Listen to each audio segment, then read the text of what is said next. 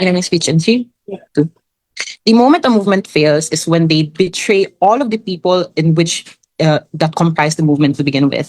The ultimate response coming from government is that they say that corporations will somehow change and automatically believe in the critique just because you say that it's inefficient. I think that's actually corporations aren't necessarily stupid because rather they're very skeptical in terms of the anti-AI movement in and of itself because they know that the anti-AI movement seeks to destabilize their current profit margins to begin with. Because note that they are reliant on AI in order to maintain their high profit margins, in order to maintain a higher profit for their shareholders. Therefore, just because you say that the AI is not going to be efficient doesn't automatically mean that they're going to believe you, that they're going to change, that they're going to believe that people are actually better. Because note that there is already a current concession that they're still massively investing in expensive AI because they know that over time it will become cheaper and therefore will become more valuable than people to begin with. The main thing that government has to prove is one, why is there going to be buy-in from the massive corporations that are actually damaging in terms of AI use, but also because of the fact that the efficiency is simply just not true to begin with. They have to prove that the reality is the opposite. The clash then coming from opposition is that this debate is not about the anti-AI movement and what should be what should the normative view be. But in this debate, you cannot just choose between two critiques at once. You have to choose one over the other because ultimately these kinds of critiques are going to be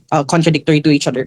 First framing from opposition is what is the movement's main goal? I think that the movement is aimed to critiquing the AI to want to stop its development and the harms. And where do you get more power and interest and swaying power to shift against AI? But also, where do you mobilize the most amount of people to be anti-AI themselves? Because you cannot just assume that you're going to get a few firms under your wing and automatically the movement succeeds. No, you'd have to get continued support from people all over the world, from massive amounts of social groups, for example, and other organizations. But also that the movement is working class because in order to be anti-AI, you'd also have to be disenfranchised by the AI themselves. That means to say that a factory worker, for example, is anti-AI because they were replaced by automation. That's why the majority of people within the anti-AI movement are going to be working class or people in the lower lying sections of society. But second is what is the status of big AI, for example, like OpenAI? The development is fast and grows at an exponential rate. But uniquely now, the development is still incomplete. That's why most AI corporations still haven't reached economies of scale. That's why, for example, they continue to pour massive amounts of money into investments and data centers because they know that it's going to be cheaper in the future because they know that that at this current point in time, they haven't reached the economies of scale. But third is what exactly is the status of workers? I think that we live in a historical time where Why? inequality is at its worst. That's why populism is on the rise. That's why populist politicians from all sides of the political spectrum are winning elections because they believe that the system has failed them and that they believe that they deserve better. But this is also why this is the only point in time when the movement can target and mobilize all the workers, if not most. But last framing is that what does the model of government actually do? You already accept that the AI itself is profitable because the only response from firms is to make these services cheaper. Because even if the short term is to opt out, the response from OpenAI, for example, is to just to make the service cheaper to begin with, which is possible. I'm going to prove why that's possible later. In contrast, a worker-centric critique isn't about efficiency, but built upon justice for people. That it remains poignant at all points in time in history because workers and work itself always deserve dignity and respect and due care. Before I proceed to my constructive, sure. In your side, the cheaper threat can still exist, but if it's true that companies are skeptical, no matter how much you mobilize, they will not listen to you in your very own metric.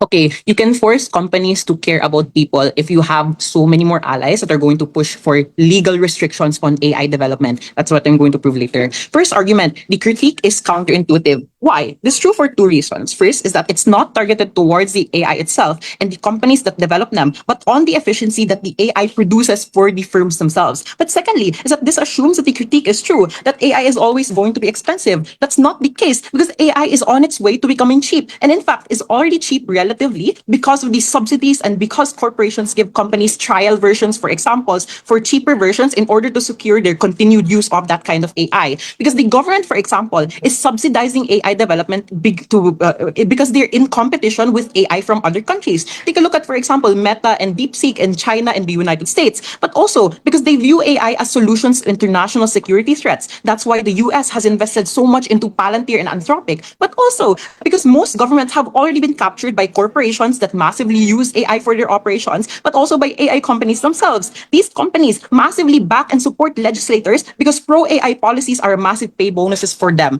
On impact, on and why you incentivize the further development of AI uniquely under government. The only problem is efficiency. Insofar as they can prove that factor can easily be resolved, the government's entire case ultimately falls. Because firms and AI companies will always be concerned with profitability and their models being used. The companies using AI are going to dropping out of AI is a fear of inefficiency is a massive and material threat towards their profit. That's what pushes them to be more aggressive in development, to push for subsidies more, and to warmonger the states and state leaders. It becomes faster in terms of development, but also you lay off more people because you achieve the benefits for the corporations and for AI companies faster in the first place. That's why there is more automation under their side. You disenfranchise so many more workers on weighing. The only reason why government stands is that the critique isn't effective because the firms won't listen. Because firms won't listen either if AI becomes cheaper. Because note that they under our side, buy-in is better because you have institutions and organizations. The movement's allies do not care about firms and costs. They care about the lived experiences of the people. That's why lobbying is better off for the anti-AI movement because we have more allies and people who mobilize. Therefore, we have legislature, for example, like banning AI, stopping the development at its tracks where it can be stopped to begin with.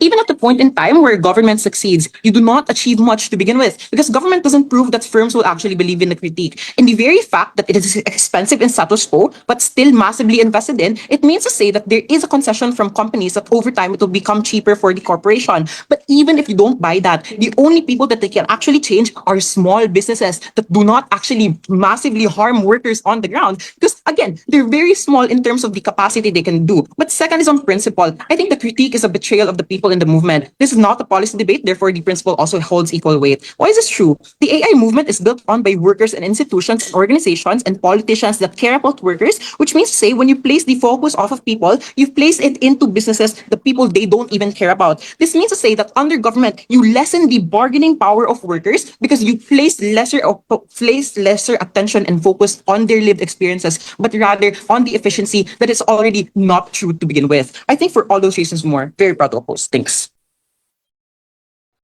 Right. We thank the LO for that.